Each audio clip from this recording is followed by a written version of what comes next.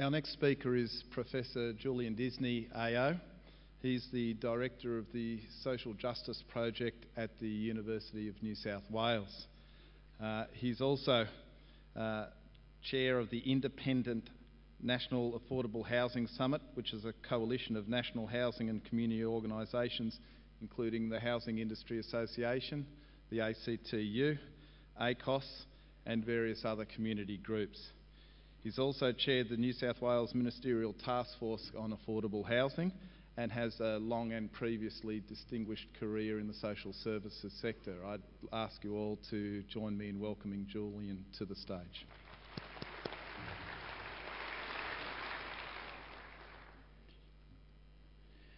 Thanks very much, Andrew, and thanks to the organisers for the opportunity to be here today.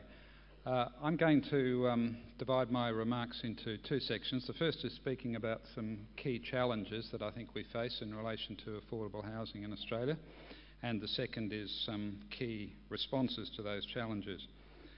Looking firstly at key challenges, again I want to divide that into two sections. The first is to look at direct housing costs, and the second at indirect housing costs like travel and other matters.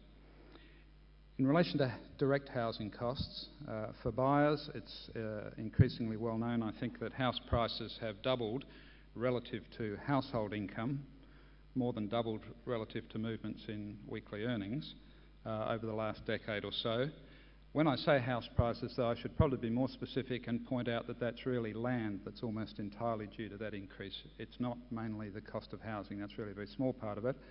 And related to that is, although this is not obvious to many people, I think this blowout in price is not significantly affected by an increase in the average size of houses, partly because although some houses have got bigger, detached housing, there are a lot more units and apartments.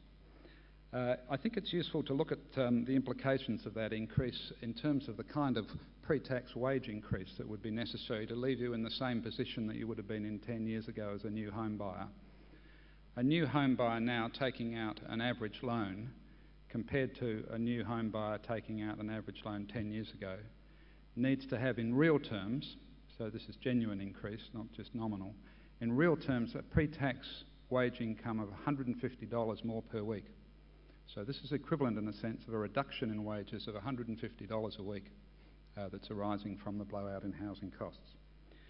For renters, rental vacancies are now at record lows all around Australia, and rents are soaring over the last 4 years or so, differing a lot between different parts of Australia, but in real terms, increases often over that period of 15 to 30 or even 40%.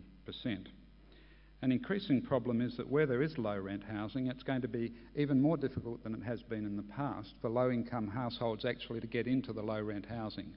We have a huge mismatch at the moment, which is getting worse because, of course, when landlords have 50 or 60 people queuing outside their housing, they can afford to pick and choose, and tenants are increasingly, the wealthier tenants are putting in, for example, a year's rent in advance in order to get the housing. So from that point of view alone, low-income households are going to be significantly worse off. And public housing, relative to the proportion of the overall dwelling supply that it provided 10 years ago, is providing 100,000 dwellings less as a share of total dwellings than it was 10 years ago. Now, when you bear in mind that there are about 500,000 to 750,000 lower income renting households who are paying more than 30% of their income on rent, which is often called housing stress, so 500,000, maybe 750,000, 100,000 of those households alone are due to the cutback in public housing. Construction of new housing is now, over the last 4 years, has fallen by about 20% below the level that most people generally agree is necessary just to keep pace with demand. And the other characteristic I want to mention about direct housing costs is that we have very little institutional investment in residential property in Australia. That's one of the most striking features of our housing market compared to other parts of the world. Very little institutional investment as landlords. The related costs, of course, include travel costs.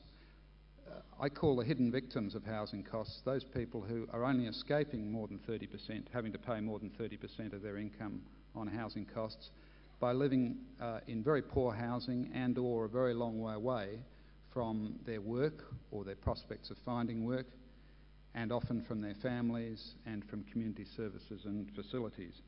Many of them are actually worse off, although they don't show up as paying unaffordable amounts of housing, but they're spending a lot of money and sometimes even worse, a lot of time and a lot of absences from home getting to and from work in order to maintain so-called affordable housing. And of course public transport deteriorating, especially in the outer areas, not having services anything like those in medium and inner suburbs, and petrol increasingly costly. But it's also important to see this in the context of changes in the labour market. All these problems become much greater when you have so many more people in the workforce working part-time, casual or short-term, travelling long distances for only a few hours' work, needing to change their place of work very frequently, and therefore their current location proving to be inappropriate for their new jobs, etc. These are major problems not only for the individuals but also for many councils who are becoming increasingly concerned about the impossibility of many of the workers that they need to service restaurants, hotels, etc. and other things in their area, the impossibility of workers living near to them. And finally, in terms of direct costs, there are the broader economic impacts, which I think are still not adequately recognised. Just to what extent the blowout in house prices has been a major contributing factor to our major macroeconomic difficulties. A huge factor, even if belatedly recognised, in inflation. A huge factor in the blowout in household debt, both to buy the house but also then to buy the plasma off the increased value of the house. An increased impact in diverting investment away from trade activities which could have improved our trade deficit, and a big impact on our interest rates. I think the macroeconomic impact of housing inflation really needs to be recognised more. Well, I want to move on then to key responses and focus particularly on the rental incentive scheme that the government has announced and which our summit group had been pushing for some years. But before focusing on that, just firstly a couple of quick comments about shorter term responses to the problems I've spoken about, and secondly longer term responses. Shorter term responses, by which I mean things that might take effect over the next 5 years or so, which I'm afraid is short term in terms of what we can expect in terms of improvements. I think we need to focus especially on renters and on infrastructure. Both of those things, incidentally, will help buyers. If people are wanting to buy but have had their resources decimated by high rents, then they're worse off. If we can reduce rents, we help potential buyers. If we can reduce infrastructure costs and the extent to which they flow on to the costs of a house, then we've helped buyers as well. But many of the things that are proposed to help buyers would just make things worse by driving up house prices. So I think there are three things in shorter term responses to focus on. I'll just mention them and then pass on. The first is we must strengthen cost-effective public housing. The damage that's been caused to public housing by short-sighted policies, particularly within state treasuries, which has rendered them dysfunctional and places that frankly we're not helping people to put them in, is really a very sad tale that must be reversed. Secondly, and this is what I'll come back to in a moment, we must attract a lot more institutional investment into lower rent housing for lower income households, particularly drawing on experience in the United States over the last couple of decades. And thirdly, we must boost funds for public transport and other residential infrastructure to help those hidden victims in particular that I was talking about. Three longer term responses. The first, which is probably reflects what is perhaps the main reason why Australia's affordable housing costs are so much worse than almost every other country in the world, is that we have a huge population imbalance in terms of the proportion of our population that's in very large cities. No other developed country has such an imbalance. No other developed country has a complete dearth of medium-sized cities. That means we have very heavy pressure on the few cities that carry such a large share of our population. We must also reduce the inflationary impact of the capital gains tax and land tax exemptions from the family home by removing those exemptions, at least for the land tax, from the top end. Lest that be thought a crazy radical idea, the economics editor of the Australian Financial Review restated his support for that proposition only a couple of weeks ago.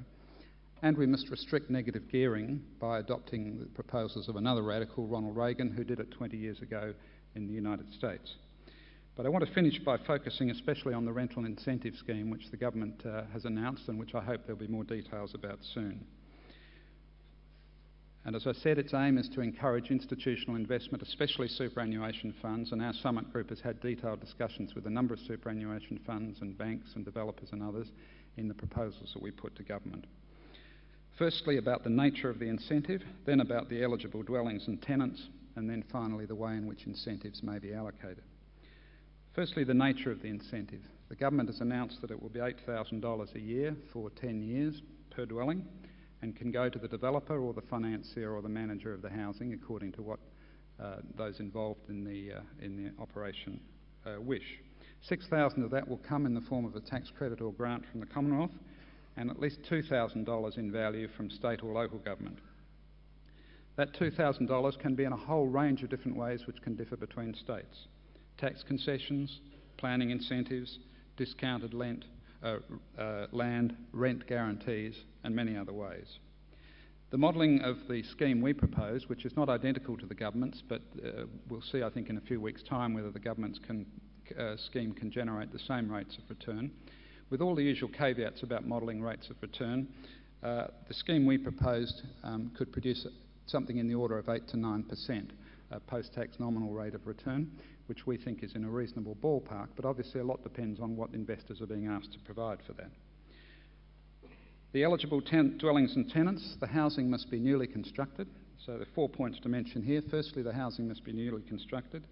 Secondly, the tenants must be lower income. The government is still finalising its definition, but I think it will end up close to what we proposed, which was that they would be in the bottom 40% of incomes. Thirdly, the rent must be 20% below market rent. And fourthly, the housing must be managed by an accredited non-profit manager. One of our highest priorities must be to build up the supply of housing associations, non-profit managers that are so prominent in Europe.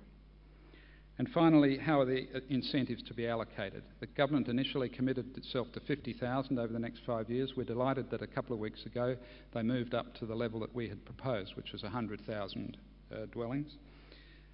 Hopefully they'll be allocated in very large portfolios, not just in the one place to projects, but to portfolios, thousands of incentives at the one time. We imagine that, as in, for example, the case of Bonnyrigg in Sydney, a consortia will bid for them. The consortiums may include a financier, a developer, a manager, and possibly someone else. And I think the interest in this may be stimulated a little, if I can put it that way, if councils, local councils or state governments where they have the power, impose affordable housing quotas on developers, saying you must include in your developments a certain percentage. This is broadly the case already in South Australia. In some parts of the United Kingdom, it's as high as 50%. Lend-Lease, which operates in the United Kingdom, is quite relaxed and comfortable about a 50% affordable housing quota, as long as they know in advance before they get involved in the project. So there's strong interest in this scheme already. A lot of work needs to be done, and I hope the government will recognise and commit itself to the long grind of developing this scheme. It's not easy, but I think they've made a very important start. And I think if I can conclude by saying it's very important that superannuation funds play a major role in this. I think it's well suited to you, partly because, of course, it provides a kind of asset diversification and, in a sense, counter-cyclical to the movements of the share market quite often, which may be valuable in your portfolios. Also because, as many of you have said to me, and I've observed myself, an increasing number of superannuation members, union members and others who are themselves well placed for housing are deeply concerned about the impact on the future for their families. And finally, because I think Garry touched on this point, if I'm not verballing him too much, in his contribution at, I think, this conference last year, when I think it's fair to say that he recognised, and certainly I would say, that as superannuation funds become increasingly dominant in their share of the share markets and their shareholdings, their impact on the share markets, on corporate governance, on a whole range of areas of public policy, on building a nation in effect, is going to frankly put pressure on you to be doing things that the general public recognises as a good use of the funds and of the support that's been provided for superannuation funds. In that sense, with greater power and greater resources, there will come greater responsibility, and that will be a delicate balance, but one that I think it's very important for you to play in the interest not only of affordable housing but of building a nation. Just finish by saying there is a brochure that the government's put out recently, still very thin, but there are some copies of it that I've had put outside the doors. You'll find a little bit of information about some of the things that I've mentioned there, and I'm hoping in 2 weeks' time they'll have more available. Thank you.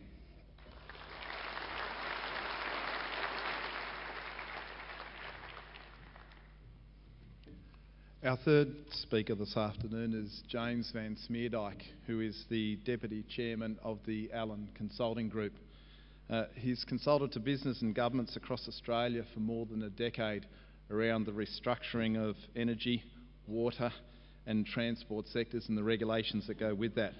Prior to that, he held a number of senior positions in the Victorian Public Service and the Treasury, working on reforms to both the gas and electricity sectors. And this afternoon, he'll be giving us his thoughts on water.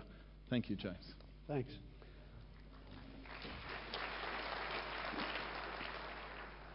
I guess I wanted to start out by saying that I see water as potentially a very attractive new asset class for investors.